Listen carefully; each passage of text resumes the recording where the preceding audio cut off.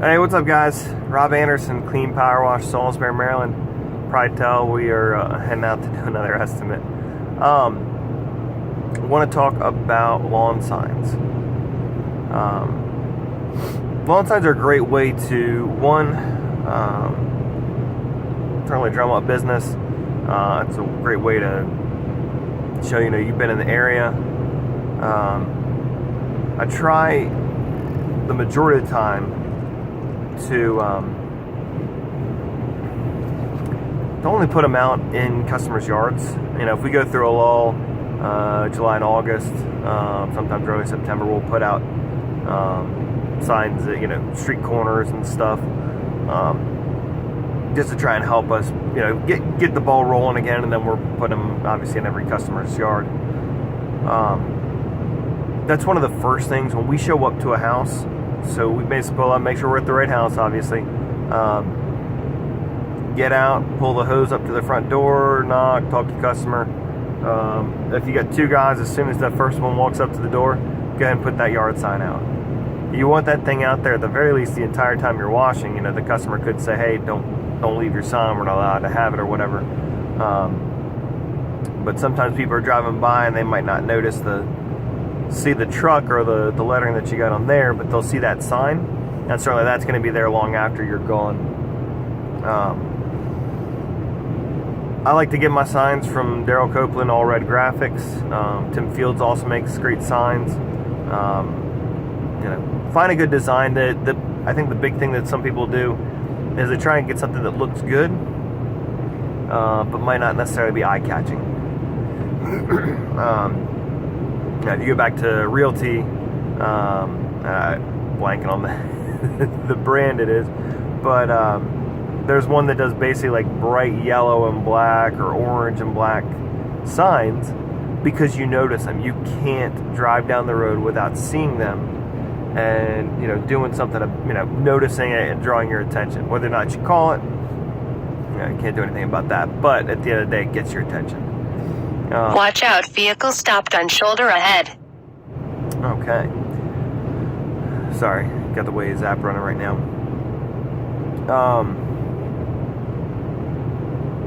Yeah, so I get with lawn signs. The other thing too, if you're going to put them out around town,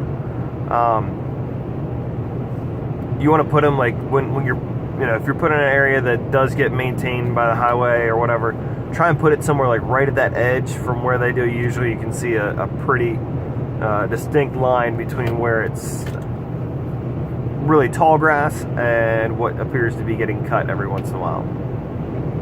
That way it's not in the way for landscapers or whoever's cutting the grass.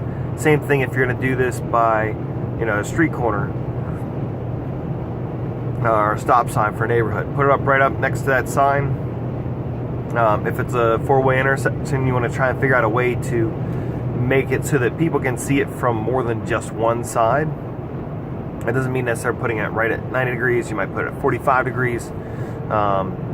So that way people are seeing it both ways. Sometimes it's also good to put it a little bit further off, so that if it's a spot where you're going to have multiple people stopping or multiple cars in a row, that you've got it far enough so that it's not just the first two vehicles that see your number while they're sitting there, that you get it so that 6 or 8 vehicles are able to see your sign. In pretty much any area, signs are really not permitted. You'll see them all over the place anyways.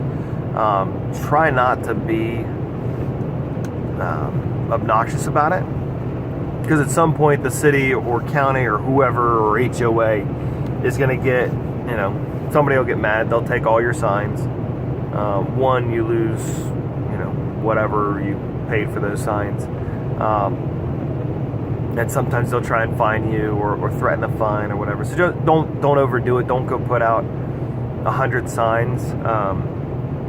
I've in general found it to work pretty decent if you're putting out, say, 5 or 10 signs a week or every couple days, and kind of do that gradually. That's going to have a lot better results and stay longer than if you send your guys out and they put out 50 signs all over town. You may get a couple calls, but I guarantee you'll also get a couple of pissed off people calling you. The other thing too with the stakes, the H stakes for them, buy those on Amazon, or if you can find a cheaper spot to get them. I know some of the guys will charge $1 each plus shipping. I think I found them for like $65 or $56 on Amazon for 100 stakes. Can't beat it. The other thing too with signs, I always order at least 100 signs at a time. That way I get great pricing, and I'd much rather have extras. I've got probably 200 signs left over from 2016, so we'll be using those this year.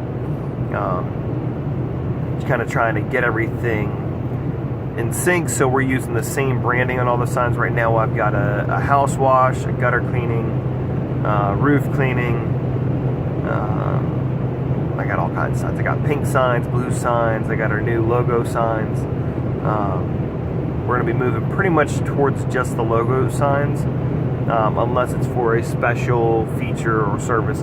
Like the gutter cleaning ones, I love the gutter ones with the leaves on them. I think it just, it works better than just showing my Clean Power Wash logo, especially when it's gutter cleaning and not power washing. So, anyways, have a great day, guys. Thanks.